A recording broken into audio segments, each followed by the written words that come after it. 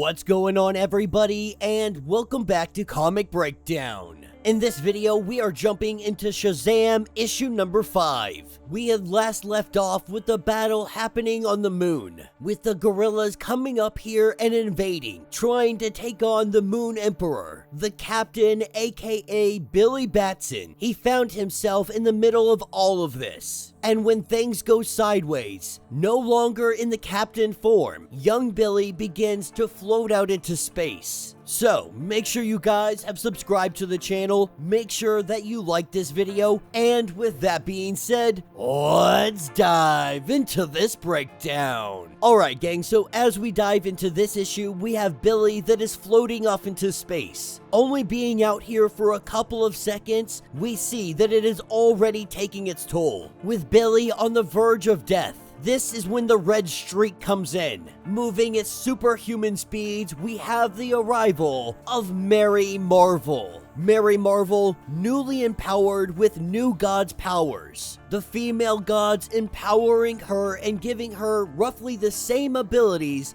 that the Captain, aka Billy, has. This is just meaning that Mary Marvel no longer needs Billy to have powers. No longer has to share the powers with Billy, having a whole set of her own. But Mary Marvel flying in, grabbing Billy, getting him to safety, telling Billy, hey, why don't you get in here and get on this fun before I have to take care of all of them by myself. But this is when she sees that Billy isn't waking up. His body is still cold. His pulse is fading. He was simply in the vacuum of space for too long, and Zeus can do nothing about this. Though he would love to throw his lightning bolt down to grant Billy the magic powers of becoming the Captain, he is bound by the wizard's rules. The name must be spoken for the bolt to be summoned, with Mary Marvel standing by his side, not sure what to do, having one play left. She tells her goddesses to stand down because what she is about to say is not for their ears, but for Zeus's. She screams Shazam, and for Zeus, this is good enough. That lightning bolt comes down and we see Billy turned into the Captain, nobody even knowing that this was a possibility. Mary Marvel called the lightning and dodged it with speed, letting it land directly on Billy so that he could transform. But now, Mercury has control. This doesn't stop them from throwing blows. They start kicking some gorilla butts. While they are fighting, Billy is filling her in on everything that has been transpiring, from the warp drive to Queen Bee to the Moon Emperor, letting her know exactly what was happening and how they need to handle this. While this fight is ongoing, Mary Marvel recognizes that something is very off about the Captain. He is not acting himself. And so, knocking off all the pranks, he goes directly for the Emperor. He demands to know where the warp drive is. Reluctantly, the Emperor hands it over. Opening up his mouth, this is where we see the warp drive come out of his stomach.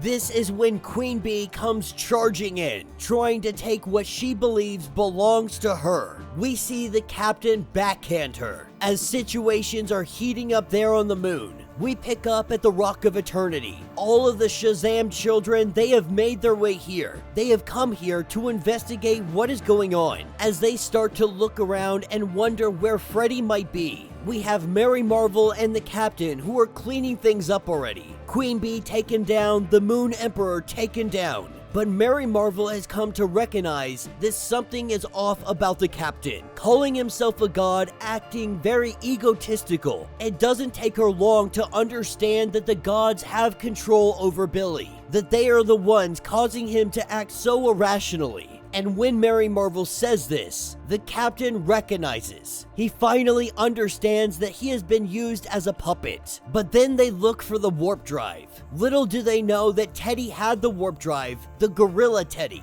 and he had tried to escape with it. But after accidentally tripping, he activates the warp drive. This causes the moon to go into an uncontrollable spin, with Mary Marvel getting all the gorillas that are left here to a safe spot. The Captain begins to work on stopping the rotation of the moon. Using all of his strength and might, he is able to stop this spin, finding himself so ridiculously exhausted. We pick up a little bit later with him kicking Queen Bee and the Emperor out of here. And now he's got somewhere to be. This is where Billy shows up to the Rock of Eternity. He tells the gods that it is time they stop invading his mind. He tells them that he became the captain to serve people in need. He tells them that he either will control his own super self or he quits. And while the gods, at first, they say, "How dare you speak to us like this?" They say that they are just and fair gods. That in the past, they have allowed him to share his abilities with his siblings. That if he wants to share this gift again,